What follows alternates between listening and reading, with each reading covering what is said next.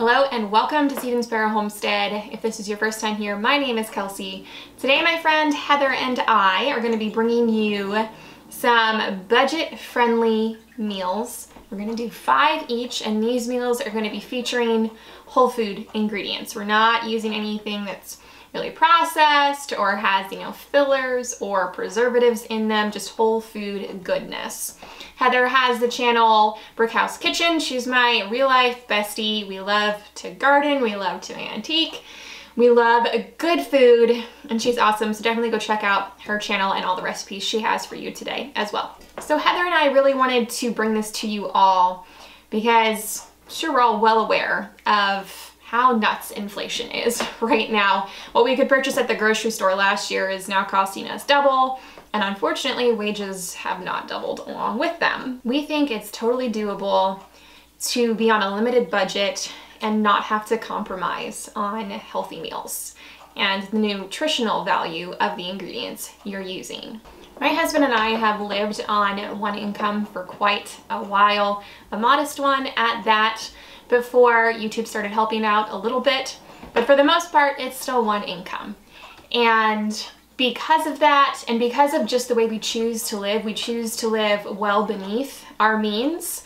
No matter if the money is flowing or not, we always choose to live on less than what we make. So I am always looking for new ways to save money on my grocery bill and make the dollar stretch as much as I can when it comes to food. So we're just gonna hang out today, spend some time together in the kitchen and making good food. I'll share some tips and tricks along the way on how I save money at the grocery store. So here are 5 of our favorite budget-friendly meals. All right, so if you have followed along with my channel, you know I have a pretty well-established pantry. I actually only had to purchase 2 items for these 5 meals. I had to pick up some mushrooms and some spinach from the store. Everything else I had, but I wanted to put together a Walmart grocery order for you to see exactly what we need, the prices of everything, and how much these 5 meals will cost in total. Now, I'm pretty big on choosing organic, grass-fed, pasture-raised whenever possible, but this is just the bare minimum. This is still a great step in the right direction from processed foods. So if the budget allows, try and source better quality, but if not, look at the ingredient list, choose the best option, and just do the best with what you have. So the items I did not include in that grocery order are things that I'm just assuming people have in their homes, things like spices and herbs, cooking fats like either butter or olive oil. This is some honey, and then a little bit of flour is needed, and apple cider vinegar. I do have a can of beer back there, which is optional, so you don't have to use that. But I've got some paprika here, some thyme and rosemary, onion powder, garlic powder, and Italian seasoning. Oh, and salt and pepper. Now I chose Walmart just because I figured that would be the most readily available store to all of us. It's nationwide, but I'm sure if you did some shopping around, you could cut some of that bill down as well. And if you went in instead of doing a pickup order, you could hand pick some of the produce if you get it, hand pick the chicken, not get the biggest one there. You have more control over what you're spending on meat, quality of things, and that sort of stuff. But hopefully that just shows you how little you really need to make a whole bunch of meals if you are using the ingredients over a few different meals, rather than having 5 different meals for the week and having them all be just worlds different, using all sorts of different ingredients. We're making 5 meals here that use a lot of the same ingredients, but I promise you they taste nothing alike. One other thing I did not include in the grocery order is chicken stock. I have a whole chicken here and we're gonna make our own. That's one way I cut down on cost. If there is a second product I can make from the first one, then I do. So there's not a whole lot of stuff here, but we're gonna make 5 really nutritious, yummy meals. So the first thing we're gonna do is a little bit of prep work. 2 of the recipes we are gonna be making need chicken, and we also need chicken broth. So I have a whole chicken here, and I'm gonna stick it in this pot, add at least 8 cups of water. We need, I think, 4 cups per recipe of broth. So this is gonna go in here with our water. I'll add in some spices. If you have some extra veggie bits laying around in your fridge, like celery or carrot tops, onion peels, that sort of stuff can go in here and can enhance your broth. Whole chicken is definitely one of the cheapest sources of chicken meat, as well as usually like drumsticks and sometimes thighs. When I had to shop at the store for my meat, we grow our own chicken now on our homestead, but when I was shopping, I would shop the sales. I would look at what cuts were available at the best price, and that's how I'd plan my meals for the week. So instead of paying someone else to piece it out for me, if a whole chicken was the cheaper option, I would purchase that, do just this, boil it with some water using a few different recipes, or I would piece it out myself. I wasn't totally sure how much water would fit in here with this size bird. I was actually able to get 18 cups of water in here, which is great. If we have any extra broth left over, I will stick it in a mason jar and keep it in my fridge and use it toward recipes next week. I'm gonna throw in a generous bit of salt and pepper. Now, I don't have a lot of veggie scraps laying around, but I do have the carrot tops from the carrots we're gonna be using today. So I'm just gonna throw them in here. This will still taste great without any extra things, but it's a good way to use up everything. Waste not, if you can, and throw all your veggie scraps into some broth. Or we have chickens. If there's anything I wouldn't use, they would go to the chickens, and the chickens would give us more food. You can get a lid on here. Get this set to high, bring it to a boil, and then I'll probably set it over low heat, and this is gonna go for a few hours. So we're not gonna work on our chicken recipes or any recipe that requires chicken broth until tomorrow, but I have other recipes we're gonna work on. So I have a pot here of water that I'm gonna bring to a boil for our pasta. We're gonna make a like Italian sausage penne pasta thing. It has lots of veggies in it. It's really good, well-rounded meal. So I'm gonna get this pot boiling. I'm gonna turn on my Dutch oven here. This is the sausage I'm using for this dish. This is an Italian sausage dish. This is not Italian sausage, but this is cheaper than Italian sausage. It is just a plain pork sausage. The ingredients are pork, pork broth, water, and salt. Super mild, so I can make this Italian sausage. It was about $1 cheaper, so why not do that? I'm gonna get this in here and we're gonna brown it up. Typically loose sausage is gonna be cheaper than like sausage links too, so keep that in mind unless there's a sale going on. Then you might look out with the links being cheaper. So I'm gonna brown this up. I'm gonna add some of my homemade Italian seasoning blend. I can link the video for you guys on the screen and down in the description for how to make some of your own spice blends. It's another great way to save money. So I'm probably adding like a tablespoon of this seasoning blend to this. I'm gonna break it all apart and get going with this meal. Sausage is done. We're gonna remove this to a plate so we can cook up our veggies. Leaving all the drippings in here because that's flavor, and we're gonna cook our veggies right in that. So to this pot, I'm adding in about a cup's worth of sliced button mushrooms, 1 clove of minced garlic, and this is probably the equivalent of like 1/4 to 1/5 of a nice size onion. My onion harvest this year was pretty puny, so I'm using these teeny tiny little baby onions. We're gonna allow this to all brown up and cook until soft. Look at how yummy these look. Everything's nice and brown and softening up. So now I'm gonna pour in about 15 ounces of marinara sauce, or just good old tomato sauce. You can doctor it up with some salt and sugar, some more Italian seasoning, really make it your own. And none of these recipes are set in stone. You can make them to your liking. If you're not a fan of mushrooms, try a different veggie, put in maybe some peppers. You could do zucchini. Now, any of our tomato sauces, we like just a little bit sweet. I don't use refined sugar much anymore, so I have some coconut sugar here. I'll add in about 2 tablespoons. And I'm gonna throw in just a bit more Italian seasoning. If you like some spice, you could add in some red pepper flakes. I'm gonna add back in our cooked sausage. Mix this all together, and then we're gonna allow this to sit for a little while. Allow all of the flavors to mingle. The longer they mingle, the yummier it gets. I'm gonna add in, it's about a cup's worth of packed spinach leaves, all chopped up. A note on spinach, regular spinach at the store is going to be cheaper than baby spinach. So just buy the regular spinach. Allow this to wilt in here, and then I'm gonna give it a taste. I haven't added any salt or pepper yet because sometimes sausage can be pretty salty. So once this all cooks together, I will taste it and add accordingly. So over here I've got some water boiling. We're gonna add in our box of pasta.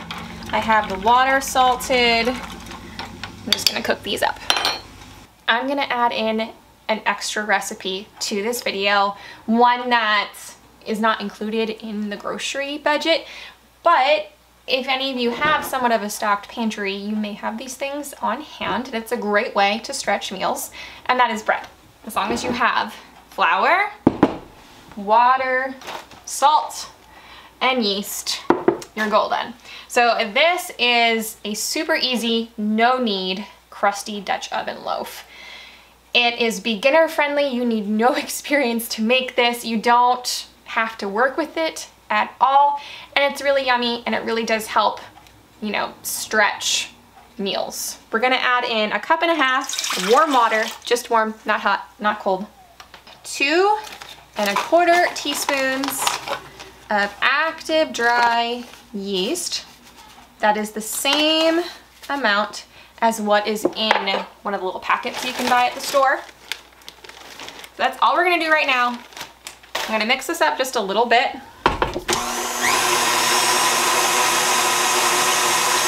You can totally do this by hand. You don't need a mixer to do this. I'm gonna let it sit for about 5 minutes until that yeast starts to activate and get bubbly, and then we'll add in our flour and our salt. I have Mr. here. This is Mr. Grant. I wanted to say we're a family of 4. It's my husband and myself and our 2 young children. I have a 6-year-old daughter, and Mr. Grant is 2. Are you 2? He thinks he loves the spotlight.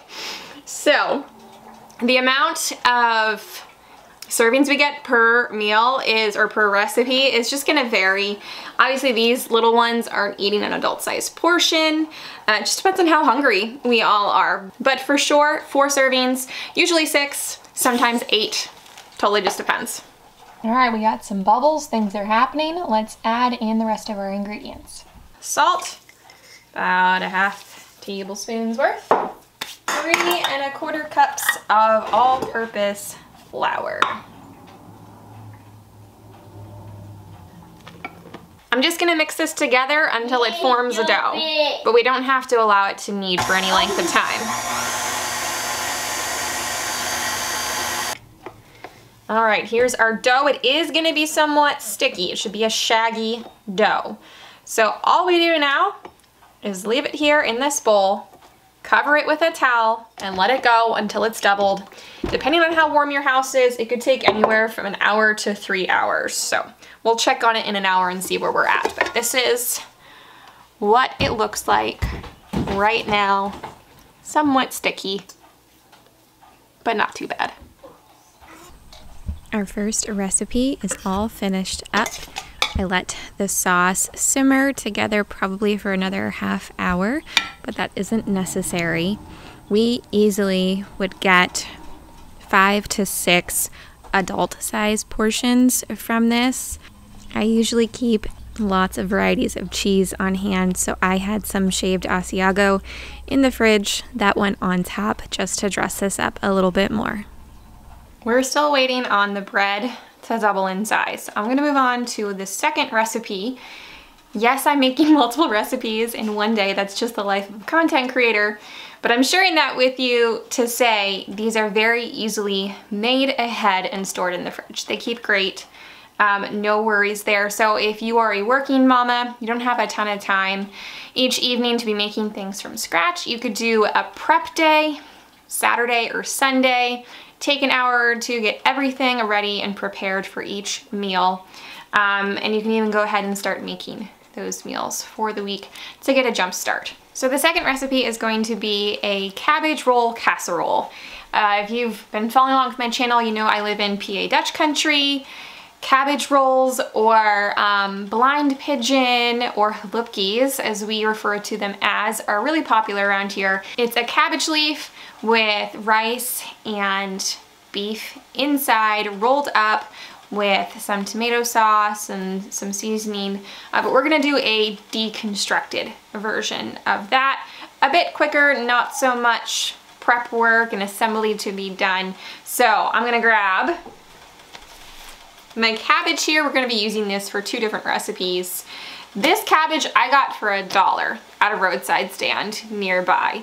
I think at Walmart they are $4 each. So like I said, definitely try and shop around if you can, if there's like multiple places you can stop on the way without driving way out and about, because then you're just using up gas money and it doesn't really make sense. Anyways, but I got this for $1, which is awesome. So I'm gonna go ahead and I'm gonna slice this up for the next 2 recipes. 2 other things we're gonna do to get this meal rolling. We're going to bring to a boil about a cup's worth of rice. I'm using jasmine rice, but whatever you have, whatever you purchase from the store.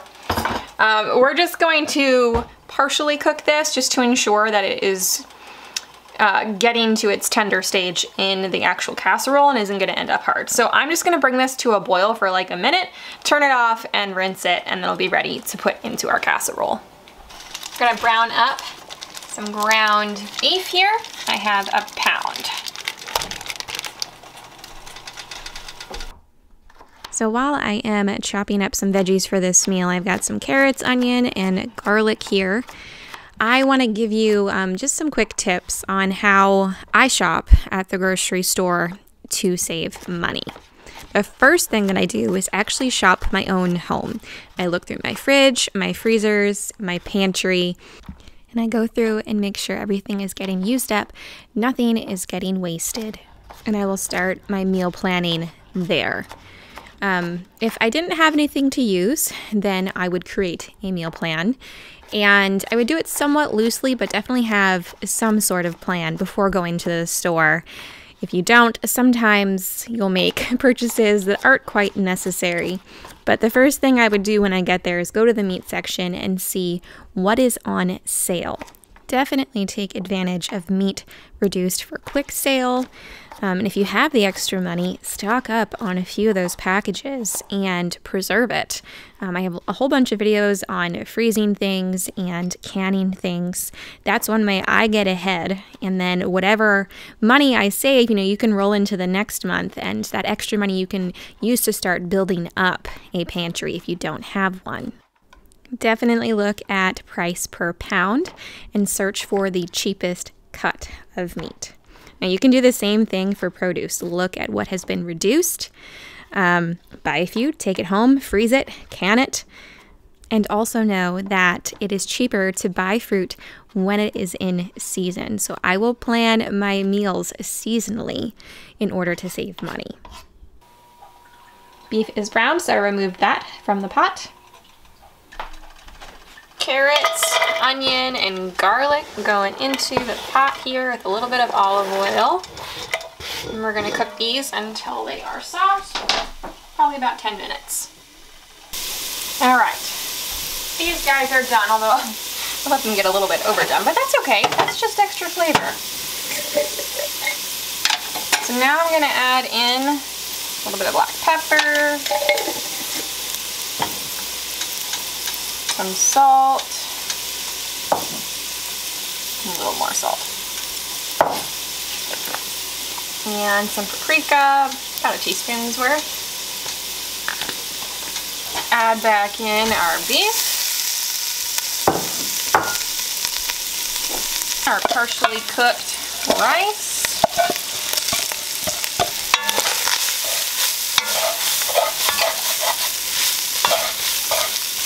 15 ounces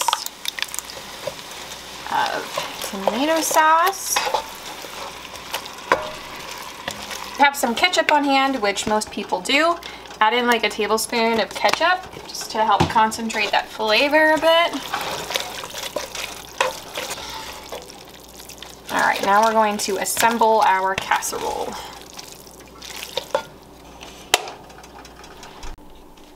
I had just a tiny bit of sauce left over, so I put that on the bottom of a 9x13 pan. I have shredded up my cabbage fairly thin here, and I'm just gonna layer this on the bottom and do half of it on the bottom. And we're gonna top that our beef and rice mixture.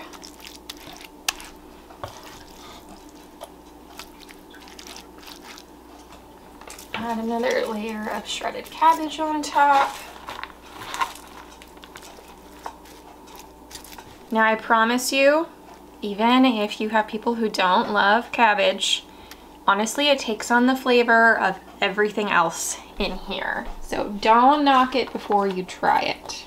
I throw some parchment paper over the top and then some aluminum foil after that, so we don't have any weird reactions going on between the acidity of the tomato sauce and aluminum foil.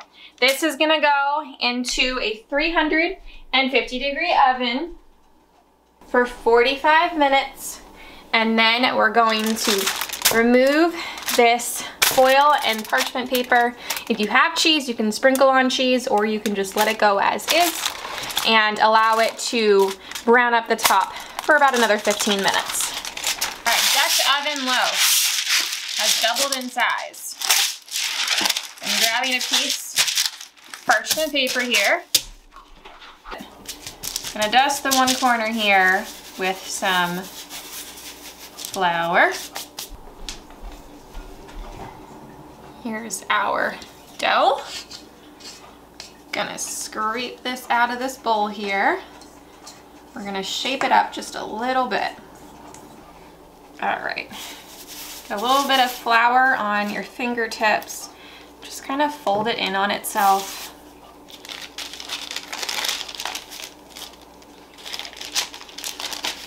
It is sticky.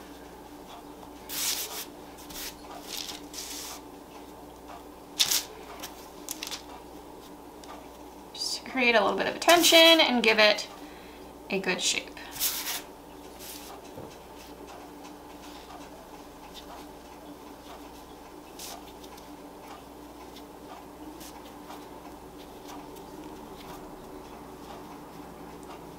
All right, and we're just gonna flip it on over.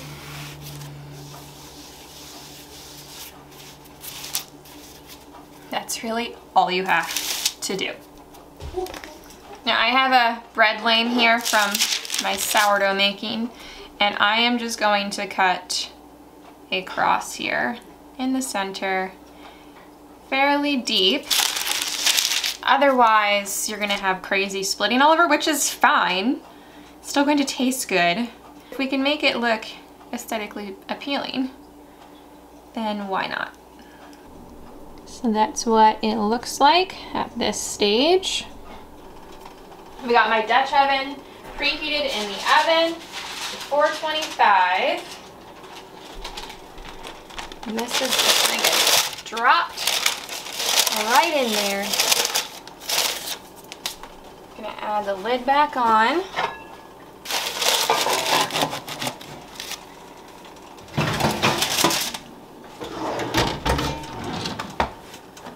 Crusty Dutch oven loaf in the oven at 425 for about 40 minutes, and then we're gonna remove the lid and allow it to bake another 10 minutes until it gets nice and golden brown. The Dutch oven is ideal for this recipe. If you don't have one though, you could try just a baking sheet lined with parchment paper or a cast iron skillet lined with parchment paper. What you'll need is another cookie tray, underneath on the bottom rack. As soon as you put your loaf into the oven, you're gonna throw some ice cubes on that bottom tray, and you're gonna quick shut the door, and it's gonna create steam in there, which will help give you that crusty end result that we're going for. Just accept that it may not look quite as nice and hold its shape. It might not come out as, you know, crunchy and crusty on that outer layer as it would if it was in a Dutch oven, but it'll still be good. All right, this has been in the oven now for about 45 minutes. I'm gonna stir it up a bit. We're gonna add some cheese and let it go for another 15 minutes. I had some sharp cheddar in the fridge open, so I'll just sprinkle on some of that, but like I said, this is not necessary. Still really yummy without the cheese on top. Here's our casserole all finished. This smelled so good. My husband said it tasted really good as well, and the kids gobbled it up too. I'm always surprised at the things they really enjoy versus the things I think that they will enjoy. I mean, we've had things like this before, but I'm always holding my breath like, oh, are they gonna eat it? But they did. And you can easily get 8 to 10 servings out of this casserole. And if you're making bread, you can serve it with some bread as well. And speaking of bread, here it is right before that final 15 minutes. I took the lid off, let it get all golden brown. And this one, it tastes so good and it's so simple. I really hope you try it. It does not disappoint. And I really don't think you can mess it up. And it really does help stretch those meals.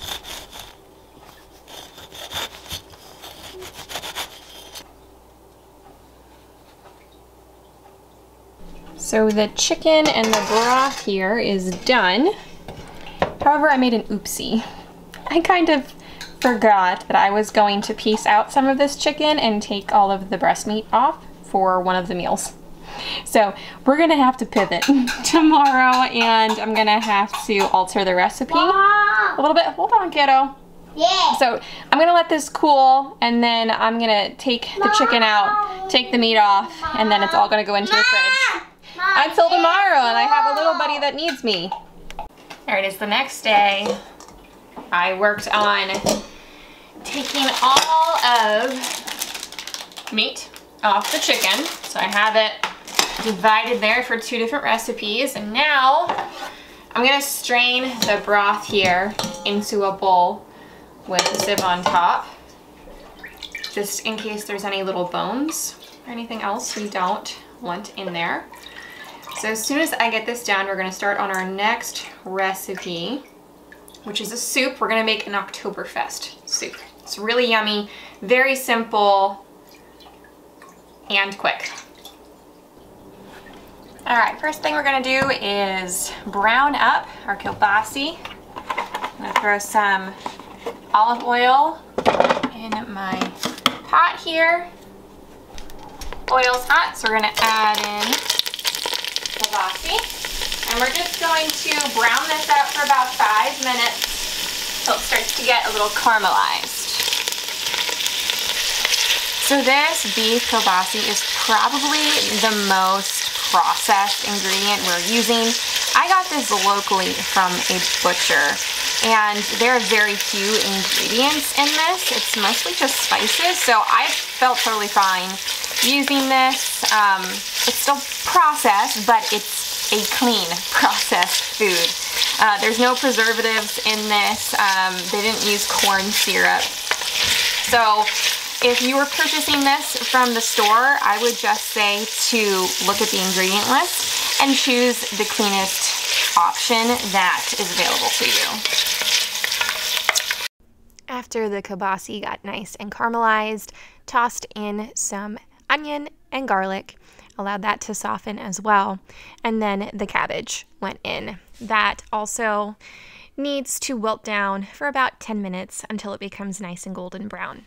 After the 10 minutes or so, it's time for some liquid. I am using some lager here. This is just an Oktoberfest type lager. It really does enhance flavor, although it is not necessary. If you don't want to use that, you can just use some more chicken broth. You'll just need to make sure you have enough in addition to what is already needed for this recipe.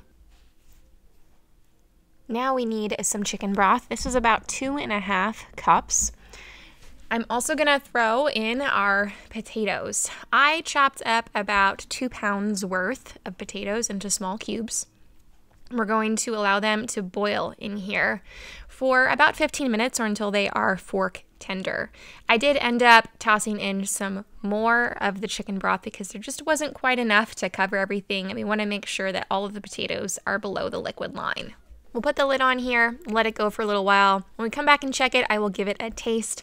I'm gonna toss in just a little bit of apple cider vinegar, about a teaspoon's worth, adjust salt and pepper as needed. This one really tastes better though, the longer it sits. So our soup is cooking away. It's basically done now, so I'm gonna move on to one of our chicken recipes. We're gonna make some chicken and dumplings. So I'm gonna get my veggies here prepped. I've got some carrots. I also have some leftover mushrooms from our meal yesterday. And I have some leftover cabbage as well, just about a cup's worth. That's another way I save money. If I have any ingredients left over from previous meals, I try and incorporate them into future meals because it's food and it fills bellies. So if it's not gonna like totally clash with the meal, I throw it in there. I've got 2 tablespoons of butter melted here in my pot. I'm gonna add in my leftover cabbage, the mushrooms and carrots, and I'm also gonna add in the onions. Once those veggies are nice and tender, it's time for the garlic. I'll allow that to cook in there for about a minute before dusting this mixture with flour.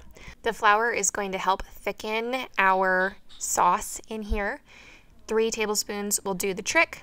Sprinkle it over the top, mix it all together, and then allow it to cook for about a minute. I'm gonna slowly add in 4 cups of our chicken broth.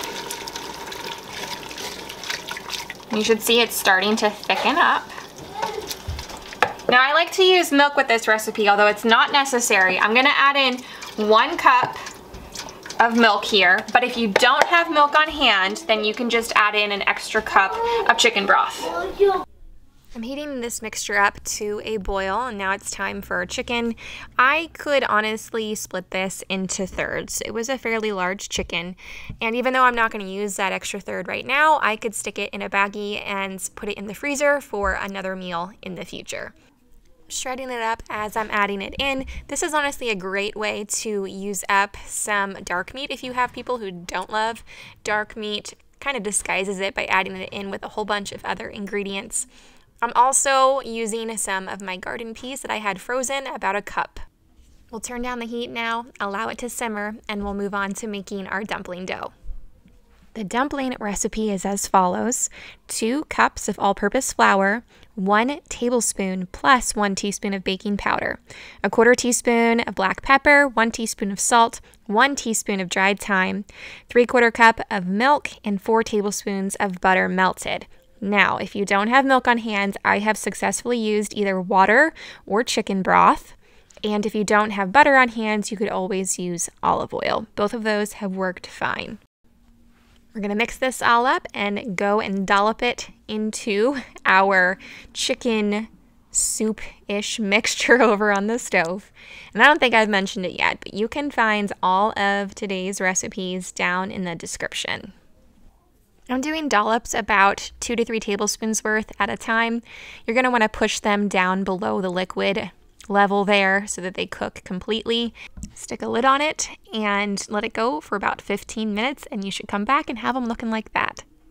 This meal is honestly the epitome of comfort food. It's delicious, honestly really filling, and really pretty cheap to make. We'll get at least 8 to 10 servings out of this one pot. Our Oktoberfest stew is also ready, so I will plate that up for you to see. This smelled so good. I did end up adding in the entirety of the can of beer. It really just enhanced the flavor, and at that point, it was perfect. From this soup, we got about 5 or 6 servings. I did end up serving it with a slice of our Dutch oven loaf smeared with some good Kerrygold butter. It would have been even better if I would have run downstairs and grabbed a jar of my apple butter. That would have been the icing on the cake. We honestly eat this soup about once a month, and it will always be on our rotation. We love it that much. All right, so we are on our final recipe, and this is where I said last night we're gonna have to pivot just a little bit because I wanted to show you how to take the breast meat off of a whole chicken and put that to the side to use in a different recipe in a different way, not cook the entire thing, which I did. Not a huge deal. We're gonna make it work. I'm gonna do a sheet pan meal. I think they're totally underrated. We eat sheet pan dinners all of the time. There's a ton of different variations on them. I wanted to just do some green beans, potatoes, and chicken, have it all cooked together and create like a glazed sauce to cook them in. So the chicken's already done, so obviously we're not gonna put that in there, and it might not have quite as much flavor because it's not, you know, cooking in all those juices with the glaze and getting nice and golden brown, but it's fine. It's food for the belly. It's gonna fill us up, and I'm sure it will taste good. So I'm gonna prepare the potatoes. They're gonna go in first. We're gonna mix up the sauce, drizzle that on them, and then I'll throw in the green beans a little bit later because I pressure canned those, so they're already cooked. I don't want them to turn to complete mush. So we'll throw them in like the last 5 minutes or so with some more glaze. And then we'll just serve it with the chicken. We'll heat the chicken up. Maybe I'll put that in for like the last 5 minutes too, so it gets heated through. And then we'll just drizzle it with our glaze, call it dinner, and it'll be good. This sauce is so yummy. It can be used on a whole bunch of different meals. It's 4 tablespoons of melted butter, a half cup of raw honey, sprinkle of salt and pepper, and then I minced 2 cloves of garlic. Stir that all together, and it is heaven. I chopped up potatoes into small cubes. I sprinkled them with salt, pepper, and paprika, drizzled on some olive oil, mixed that all up, and then they roasted in the oven at 400 degrees for about 15 minutes. And then I pulled the tray back out. I placed some of the green beans, about 2 cups worth, and the rest of the chicken that we had previously cooked. Once everything was added to the tray, I drizzled over our honey garlic sauce. I was already salivating at this point, went back into the oven at 400 for about another 5 to 10 minutes or until everything was heated through. And oh man, you guys, this is so simple yet so delicious. I often feel that people overcomplicate meals. Yes, you can use all the fancy ingredients and do all the fancy techniques and have good results, excellent results. But you can also use a handful of ingredients that create the yummiest meals and turn into some of your favorites. That's all I have for you today. I truly hope this encouraged and inspired at least one of you, gave you some meal ideas and tips to build off of so that you can start lowering that grocery bill. Don't forget, Heather has 5 more recipes for you all. So I'll share her video here on the screen and down in the description. And please, if this was helpful, if you appreciate this type of content, let us know. Drop it down in the comments, let Heather know. We can bring you more of this. We have more meals and recipes to share with you all. We want to just be putting out content that is truly helpful. We know times are tight. We're feeling it too, I promise you that. And whatever knowledge that we have accumulated between the two of us, whatever wisdom we have in the kitchen and around the home, we want to share it with you. We want to be helpful. And to all of my faithful viewers out there, my returning viewers, you all have so much wisdom and knowledge. You've been through the seasons. You've been doing this way longer than I have. If you have any tips or other meal ideas that would be great on a tight budget, go ahead and drop them down in the comments. I'm always learning, we all are. I'll forever be learning, and I appreciate that wisdom, and I know everyone else will too. We have an awesome community here of homemakers and homesteaders. Don't underestimate the comment section. It is truly filled with gold. Thank you all for hanging out with me. Have a blessed day, and I will see you next time. Take care.